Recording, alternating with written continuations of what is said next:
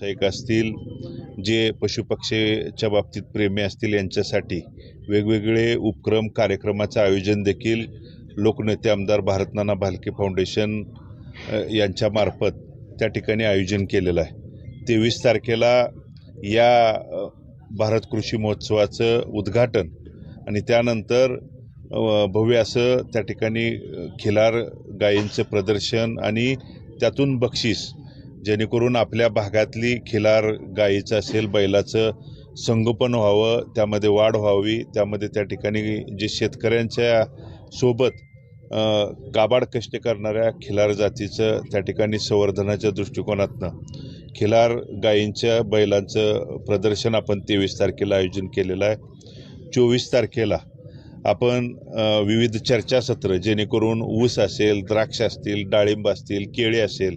या विविध पिकांच्यावरती चर्चासत्राचं आयोजन आणि शेतकरी मेळावा, कारण या महोत्सवाला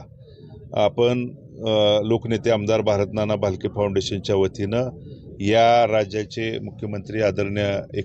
एकनाथरावजी शिंदेसाहेब, आरोग्यमंत्री नामदार आदरणीय तानाजीराव सावंत साहेब यांना आमंत्रण दिलेलं आहे आणि नक्कीच आपल्या आमंत्रणाचा विचार करून ते आपल्याला